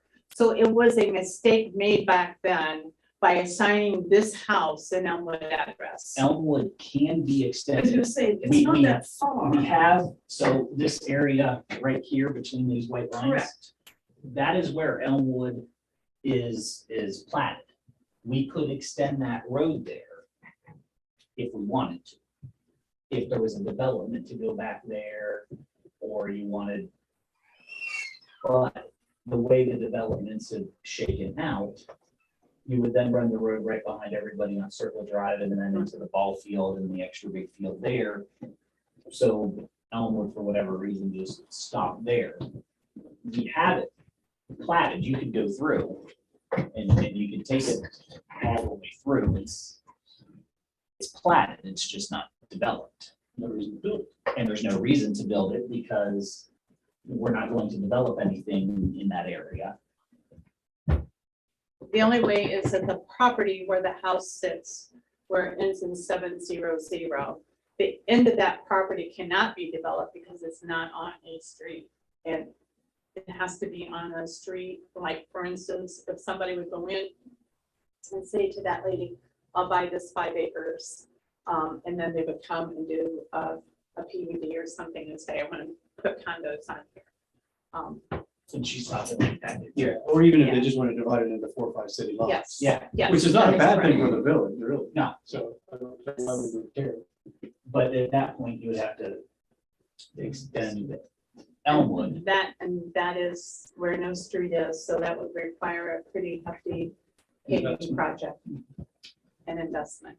Because the person that would split that and do that, since we're not going to do it, would have to foot the bill to extend the rest. So are you saying they wouldn't be able to use Summer's Choice as a street for those lots then? If we dedicate it as a If we public street, they Right, would. yeah. So now those would be. So that would available open that lots, up. yes. Yes, So does this person, does she not even have access? I don't know what this is right here. Is this literally like a that's little that's a four pretty wheelers, old car? Okay, that's that's what I was four like. wheelers It and is pickup not- trucks It's and not a good situation. Okay. that's the reason the cement ballards are now put at the end of Elmwood. Okay, okay. Neighbors complained all the time. Yeah, no, I was just curious, because I was like, I know that house where it is, where the driveway runs out to Summer's Choice.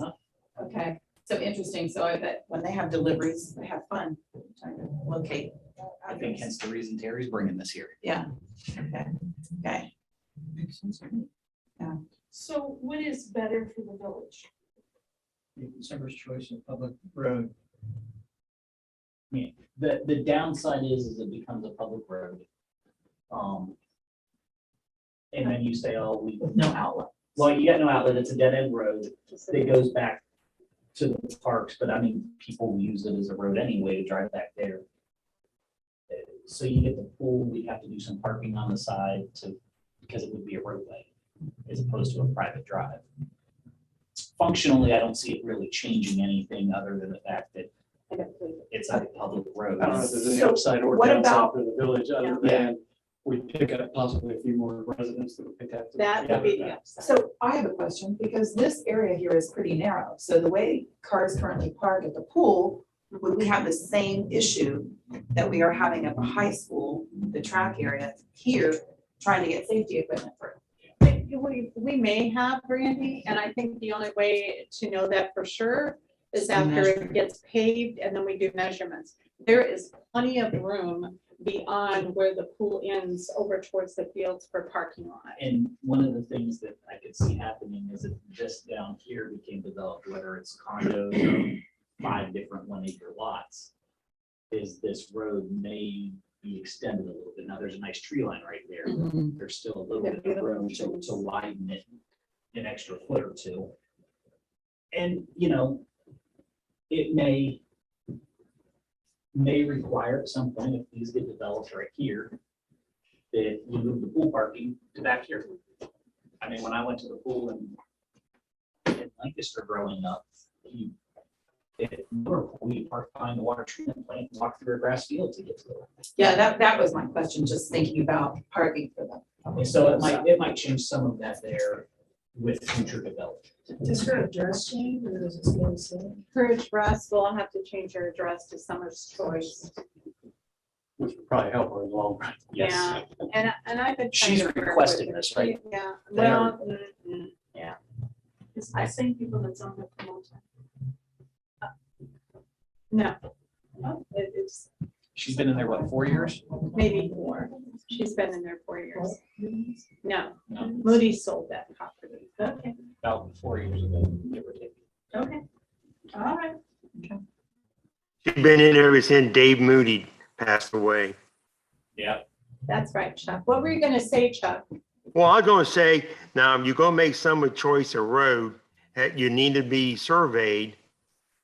So we know where the park and where her land, that road never been surveyed probably. You have to define right away. Yeah, you have to define it, yeah. And I think Because that, if you're gonna make that a road, I don't want to give her any land that she don't belong to. Right. If them trees have to go, and we're gonna pave that road, it should be cleared anyhow. Some of them trees are right out on the road on Summer Choice. That has been surveyed for the project, Chuck, Oh, part of it, and I'll have to ask to see a copy of that survey. I'll work with Jeff on that, but I do know that the survey was done over there. okay. Because I know Dave Mooney wanted the village to open Elmwood Drive. And we told him no, that if he wants that open, he has to open it, then we'll maintain it. Because he wanted to sell lots at one time. We'll just build infrastructure. yep. We just maintain it. So, question, the plot ends in 900. This Is one? that part of the PUD? Yes. Yeah. Okay, all right.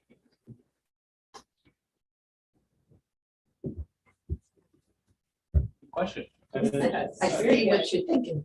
Yeah. My thoughts is no, but because she's a pain in the butt. Public meeting, Chuck. Well, she's in that small house and you wouldn't believe the many dogs she has back there. I mean, I've had people say it pretty, the smell back there from her dogs. That And was, I, Chuck, that was actually the pig. huh? That was the pig. A pig? Okay, Okay. It's gone. Those aren't allowed in town, right? but I was just thinking about another entrance. Okay, yeah, right, okay. Which that would be a totally different conversation, but hey, okay. But that's good timing and a good question, because if that is under consideration, That would might change the calculation here. That might change the I don't believe it's under consideration. No. I'll go ahead and look at it. I would have again. thought his That's a engineer nice- would have seen that and Yeah, then that's used a something if nice. he wanted to. Wow. It's Circle Drive. Okay. I'll be getting that out to you soon. Okay. So he's using Circle Drive. No. Oh, he's not. it'll dead of course you could have more parking once you open that road up as a road, because a road has to be so wide, right?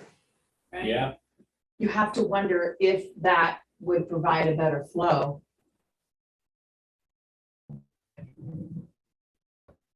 Well, I think Rick said it nicely. We just take care of it. Everybody else builds it. Okay, well, maybe that would be something to work on. That's the part a lot of people don't understand. It's hard for them to wrap their head around it. You Okay, build it to our specs, and if you Yes. build it to our spec, we'll take care of it from here out. Yes. That's the way it works. okay, but to at least, and things could change, but at least to get it started, if the safety committee is okay with that, that's just a motion to go ahead and prepare the legislation so that Jeff can go ahead and get working on getting that survey copy and preparing it For Summer's Choice. for Summer's Choice. If something changes, the legislation can always be withdrawn. okay, so we're asking for a motion motion to turn Summers Choice into a public street. Was it going to be Summer Choice Drive-In? Yeah, Yes. Okay, Same check.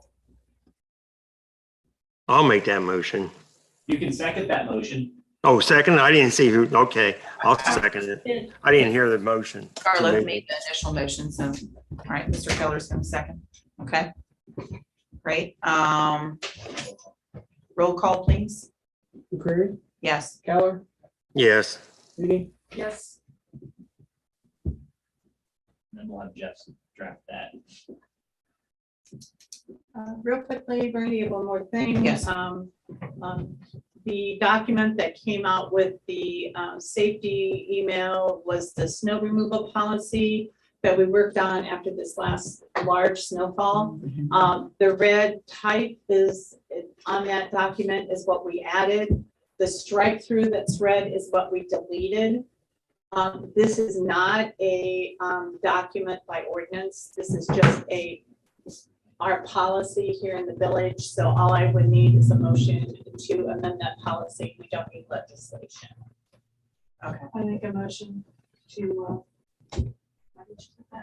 Amend. amend that policy. Keller seconds. All right, thank you. Looks like that carries. Would you like to take roll call, sir? That's a very quick way of saying. I'm like, sorry, yes. I know it's fine, yes. all in favor. All in favor? Aye. Aye. And then I think she said adjourned. didn't she? Yeah. Sorry, guys, I'm feeling a little rushed here. Sorry. Is there anything else? Okay, well, our next meeting is going to be held on March 28th at Right. 6:45. I've got one thing new business. Yes, sir. I skipped over, just real Yes, sir. quick. We have a traffic complaint on Short Street. Everybody know where Short Street is? Short Street is the first street to the east, north of Cliff, running off of Greenfield. And as you turn in, it's relatively wide. As it goes back, it tapers, where it's just big enough for two cars to sit at the dead end of it. The house at the very end, which is probably the original house that was in that property out there at the time, has no driveway. It's never ever had a driveway. My guess is Short Street was probably the driveway back in the day. We've never had an issue until now that it's a rental. The person that's moved in there has 4 of their own cars. And then when they have friends over on the weekend, there's 2 to 3 more. Because it's so narrow, the way it's set up right now, they're parking on the south side of the roadway, literally across from a driveway. So I went over there, I pulled the cruiser in, got it up in there, tried to back out. You cannot get out unless you drive through the yard. You just can't do it. So what we were looking at was whether or not it might be worth our while go across from that. There's a driveway just down to the west from that driveway, and then go 30 feet up that roadway and make that a no parking on that side. And that way you would still have access for that person to get in and out of their house. But it is a real mess. The yards are all tore up and everything with the driving through to try to get around these cars. And I'm sure the people parking the cars, they're not doing it because of, trying to cause a problem. It's just they have no driveway. I see that on the map. The sidewalk from the front door actually goes straight to the road. Yep. It's been a continuous problem for both myself and the chief. Can we? I mean, it's a rental now, right? Mhm. We can't probably force them to the driveway, can we? No, but it's again, one of those sins from the past. Someone had a house without a driveway, but to your point, Shore Street was probably their original driveway. So now we have a house with no driveway. If I had to guess, I'd say that house was built probably in the 20s. Have you been up there, Rick, by that? I never go down Short Street. I go down to I don't really go Short Street. Just looking at the architecture of it, I would say it's probably a 1920s. home. And it's definitely the oldest that's anywhere in that area.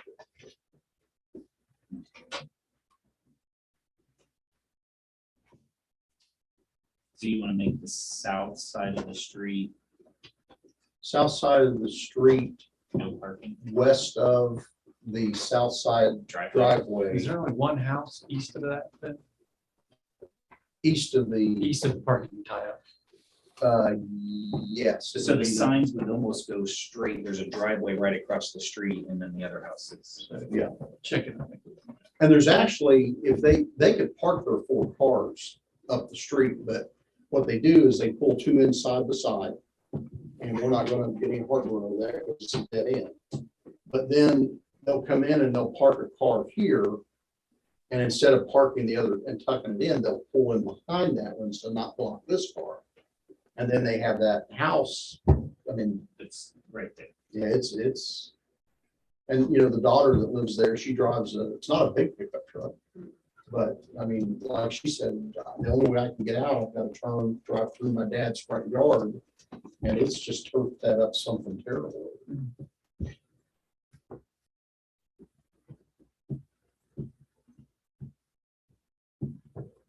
Do you guys wanna do a motion on that now, or do you wanna wait till the next meeting and look at it a little more on that? I think we need to wait, table it, wait and look at it on a map. Well, keep in mind, you're gonna be doing this parking change in traffic map, so you're on 3 readings. So if you do the legislation, you get it started. So, and you will still have another safety committee meeting prior to the 3rd reading. Okay. Well, would anybody like to make a motion to start the legislation on this to? I'll move that we, what the chief said that we do on Sword Street. Make the south side no parking? Is that- Yeah, I didn't catch all what he said, but yes, south side be fine. Last, Or no, north side, no parking. North, South side, from the driveway of the house located on the south side, from their driveway apex, 30 feet to the east on the south side of the roadway. 67.12 feet according to Google Maps. okay, I'll move to that effect. Just say 16 feet Yeah, south. Would you like? I'll second that. I'll second that motion. Roll call, please. Keller. Yes, Yes. Yes. All right. Is there anything else? Okay, moving right along, if there's nothing else, then we would like to announce that the next meeting is March 28th at 6:45, and I'd like to call for move to adjourn the meeting. I move to adjourn. second, Roll call. All in favor? yes. Adjourn at 7:35. does everybody want a few minutes before we start council to grab a Yes. drink and? All right, so Brian, hit pause on the recording. Go down here and just hit us on.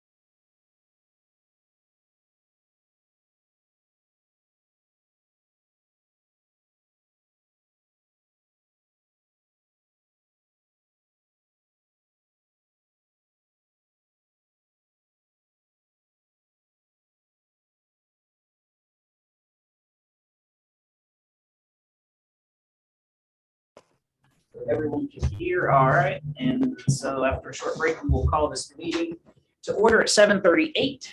Start with prayer and then the pledge. Our Father, Lord in heaven, Hallowed be thy name. Thy kingdom come, thy will be done on earth as it is in heaven. Give us this day our daily bread, and forgive us our trespasses, as we forgive those who trespass against us. And lead us not into temptation, but deliver us from evil. For thine is the kingdom, and the power, pledge allegiance. Flag of the United States of America, and to the republic for which it stands, one nation under God. so, justice for all. All right. Roll call. Osprey, Present. Foreman, Present. Keller, Yeah, present. Prairie, present. Reedy, Present. Donovan. Present. All right, everyone's present. And for the one person that might watch online, Mr. Keller counts now because the state passed the bill that allows us to continue virtual meetings through the end of June. So we will move on to approval of the minutes from February 14th. Foreman makes a motion to approve them as written. 80 seconds. Discussion. Roll call. Foreman, Yes. Reedy, Yes. Osprey, Yes. Kurt, Yes. Schaffman, Yes. Keller. Yes, All right, that's approved as written.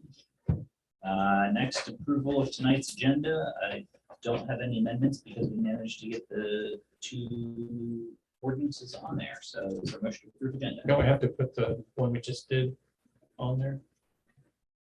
For this no parking? No, because Jeff will Okay, prepare. oh, it. he's gonna prepare it first. Yeah, he's got to prepare it. Yeah, Yep, sorry. good question. Is there a motion to accept the agenda? Foreman makes a motion to accept the agenda as written. McCreary seconds. Roll call? Foreman, Yes. Prairie, Yes. Schaffman, Yes. Osprey, Yes. Keller, yes. Reedy. Yes. All right. First, visitors. No one online, but Steve's here. Nothing? You've been absent all this time and come back and nothing? All right, well, welcome back. All right, moving on, my reports, I'll keep it short because I spent a lot of time this past couple weeks talking with Terry on rain and snow and the projects in OPWC and well, everything else. I did want to confirm though that Terry, we got everybody signed up for the March OML seminar. Yes. Yes, Brian, all right. Brian took care of that. What's the date on that again? March. March the 12th, and I did confirm in the email, I think I sent you all one. You won't get anything in an email till the Wednesday before, Okay. as well as documents. All right. And then because was nice weather the other day and we talked about summer's choice and safety. Hey, Brian. When's the pool opening? Later day. Memorial Day weekend. All right. At least that's. When are we gonna start advertising for? It's possible. In fact, I got a phone call today about, and they were looking at the website and they couldn't find it. We put it on the website today.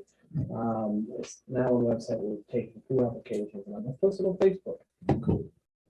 On the school page, since somehow I'm administrating. Cool. All right. Off to a good start. That's it for me for now, unless anybody has questions. Terry. Thank you, Mayor. I just wanted to update everybody where we're at on the Fremont Cooler Brown Street water project. Last week on the 23rd, we did the line that extended from Fremont to Brown. The next day, we did finish installing the cooler portion of that. Today, the 28th, they were working on installing the line on Fremont. Tomorrow, they're going to be installing the line on Brown. As you can see, we're moving right along. And then the rest of the week, they'll be working on the installation of the hot taps and then we'll chlorinate the lines over the weekend and then pull a water sample on Monday, which we'll send out and have it tested. If it comes back good, then we will turn all the residents onto their new water. So they're moving right along. They had, as you know, a lot of weather that prevented them from doing it earlier. So I'm very excited about this project. And that test is one of those 48-hour tests. So that is correct. So we're still realistically 2 weeks before the residents, week and a half to 2 weeks before they get turned on. If test comes Week and back. a half, I would say. That is correct. That's all I have. Questions, Terry? Terry's report's a little shorter when she had service beforehand. Jeff would have been Yeah, tonight. he will not believe it. I know. All right. Brian, got anything? I was gonna bring up the OML, but I've already talked about that, so I'm not really. Jeff is not here, but he will tell us there are 2 pieces of legislation on there. They both the committee at this point and have the resolution. 3. Oh, there's 3 new pieces. Yes. Sorry. Oh, there is. I forgot about that. All right, Finance Committee. Okay, Mayor, we had our meeting on the second Monday of February, and I did give a report that night. So our next meeting is March 14 at 6 o'clock. All right. And Service. Service met this evening, 6 o'clock. We had Brian Kinnison come in and talk, or Brad, sorry, Kinnison, talk about flow meters and the INI project. And we have 2 pieces of legislation out of the committee sponsored by Mr. Fung. Next meeting, 20 March, 6 o'clock. And everyone is here, but I'll ask questions. All right, Safety. Yes, Mayor, we met this evening following the service meeting. And tonight we talked about, we still have some openings in the police department, seeking individuals that are interested in filling those positions. We also talked about Summer's Choice. And finally, we did talk about an issue that we're having with the parking over near the football field and how we can resolve that. Our next meeting will be held March 28th at 6:45 following service.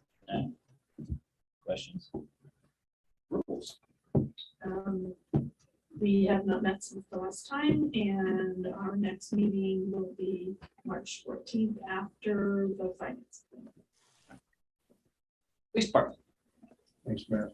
The biggest thing to report is that we are working as hard as we can to make sure we're trying to fill shifts as best we can. As you probably know, we have one officer out on injury leave, and he now has a medical issue that has exasperated that. The deputy chief found out today he has a medical issue. He's going to be out for the rest of the week until we can discover what's going to go on with that. So we're kind of having some fun down there. We have an issue with the oldest police car. It's the old black and white one. And we had it in the shop I think it was last August, to have the air conditioning system rebuilt in it. And it's decided to stop working. Now, the way it works in that car, the air conditioning and the defroster system is all the same thing. So we have no defrosters in it now, which means the air conditioner is no longer working. I called and they're going to have us come back up with it, and they think they're going to warranty it and get that done for us. Because I think we put about $1,000 in it last year to try to get it to work. And that car in particular is just so hot to drive, you just can't stand it if you've got your body armor and everything. We've been spending a lot of time in the schools. We've had some security related issues. We've been working closely with the superintendent and the principal to make sure that the staff and students are safe up there, and will continue to do so. And that is all I have at this point. Question. All right. Fire board. Well, I think they met the day after I said that I would represent, so I did not make it last week, or last meeting. So do they know that I'm coming? Do we need to know that I'm coming? Terry, did we get that over to them? I did not. Good question. I will make sure that gets done though. And yeah, because then that way we can get her on the email list, because I know they email out the minutes and stuff. Okay. We'll do that. So. Thank you for volunteering. All right, moving on, Planning and Zoning Commission. I think we're going to have a meeting March 10th. But I will say that it kind of goes along with the Planning and Zoning Commission. Last week, we had the PUD rezoning hearing. That was the council side hearing. That's one of the ordinances tonight. Also out of Planning and Zoning is on March 7th, which is next Monday. There's a public hearing on ordinance 2021-24, I think, the lot coverage one. That is the public hearing for council to have a third reading on that. And then, like I said, I think our next meeting for planning is March 10th. And we will keep plugging away at our list of things, and we may have a variance. We do have a variance. Will be a variance on the parking regulations and requirements specifically for a business that is going to be locating on Mulberry Street, where the, what was the name of that place? Swaffham. Yes, yes. So it'll be a bakery. Very excited about that. Yeah. She's moving right along with all of her permits and et cetera. We also have, we also have a coffee shop on North Main Street at 200 North Main that's going in. And I got a phone call on Friday from Crino's, which is a pizza place. They will be going in here across the street into that little mini mall that's over here. And then we have the Farmhouse Deli down the street that's going to open. So we have a lot of good things happening. On The old corner. Flutter by Ceramics, right next to Flannery, the yellow. The sharp side back. Yeah, Coffee shop in there. Yeah. Yes. so lots going on, That's a fun zoning house. and development and planning commission stuff. Right across So the street in that building. any questions for planning and zoning? All right, tree commission. We didn't have a meeting last month. We'll have a meeting this month, and we'll be looking at our planning schedule. And the new, our new representative for the tree commission for the state will be present and introduce himself. So, looking forward to that. Nothing from records commission, any motions? Not, we'll move on to ordinances, resolutions. First reading, ordinance 2022-04, an ordinance appropriating and giving consent to the director of the Ohio Department of Transportation to perform spot paving repairs on portions of State Route 158 inside the village corporation limits and declaration of emergency. Sponsor is Foreman. Yeah, we just spoke about this evening, and I make the motion that we pass this by emergency, so that they can get everything they need done, take care of these repairs. Sounds like a motion to bypass the reading. Yes. I'll say. Foreman, Yes. McCrary, Yes. Schaffner, Yes. Osprey, Yes. Keller, Yes, Reedy, Yes. All right, three readings bypassed. Okay, motion to adopt. Schaffner seconds. Discussion. Roll call. okay, Foreman, Yes. Schaffner, Yes. McCrary, Yes. Reedy, Yes. Keller, yes, Osprey. Yes. All right, 2022-04 will be adopted. Moving on, 2022-05, an ordinance authorizing the village administrator to enter into a contract with Strasser Paving Company, Inc. for the 2022 miscellaneous roadway improvement projects and the declaration of an emergency. Sponsor is Foreman. Okay, I make a motion that we bypass the three reading rule and pass this by emergency tonight. McCrary seconds. Roll call. Foreman, Yes. McCrary, Yes. Osprey, Yes. Keller, yes, Reedy, Schaffner, Yes. Three readings bypassed. Okay, Foreman makes a motion to adopt. Schaffner seconds. Discussion. Yes, Mayor, I got a question to Terry. You know, since we talked there in safety about Summer Choice Drive, are we gonna put a sidewalk along the south and north side of it? That's not in the project that we just bid out. Okay, I didn't know. I know we talked about it one time, remember? But, Right. okay, But that was not in this project, but I will re-examine those plans. That was last year's OPWC project. I'll re-examine and let you know, Chuck, but I do not believe that Summer's Choice sidewalks were in there. okay, I just want to know if we was going to or not. Discussion. Is there any other infrastructure underneath that road that we should at least examine? We're good. Hearing no more discussion, roll call. Okay, Foreman, Yes. Schaffner, Yes. Reedy, Yes. McCurry, Yes. Keller, Yes, Cosgrove. Yes. All right, 2022-05 will be adopted. Moving on, ordinance 2022-06, an ordinance to rezone 0 South Main Street, a 17.476 acre parcel from suburban single-family residential district to a land development district. PUD sponsor is Career.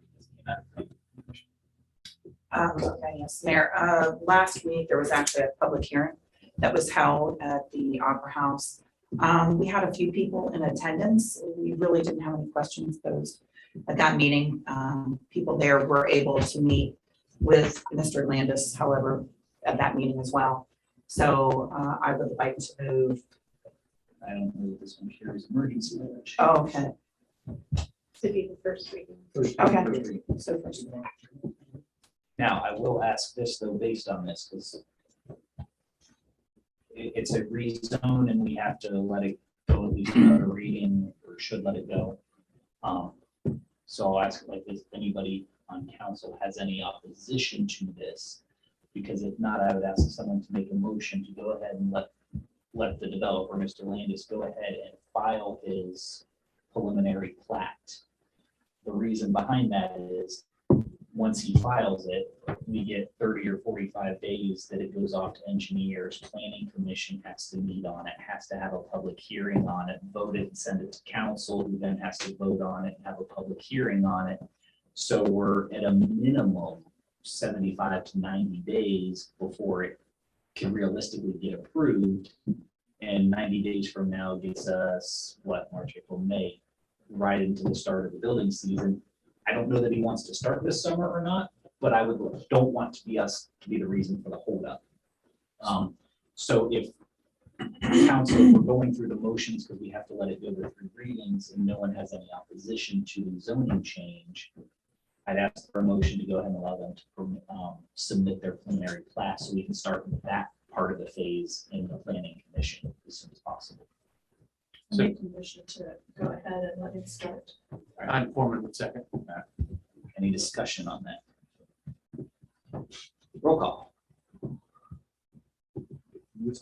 I second. Reedy, Yes. Keller, yes, Cosgrove, Yes. Foreman, Yes. McCurry, yes. Schaffner. Yes. All right, I'll let him know. I'm sure Robert will thank you. And I don't know how he decides who's gonna call it. That's what I was I saw your face. You were ready. I don't know either. Sorry. So late.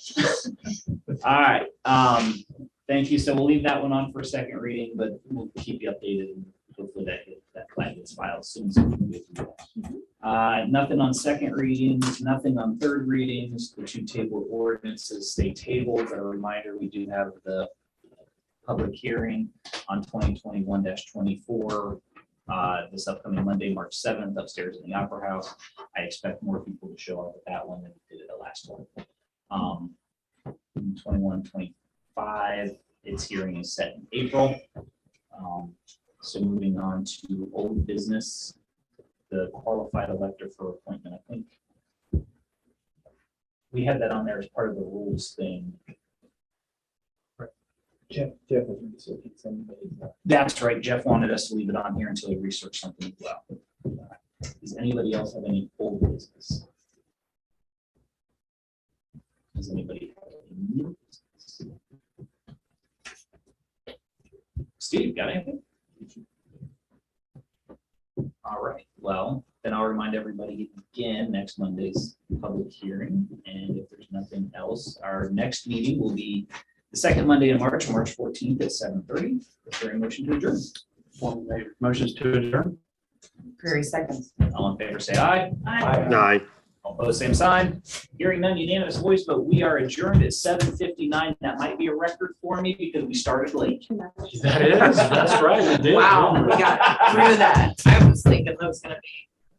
Hey, Chuck, before you go, Yes. I wanted to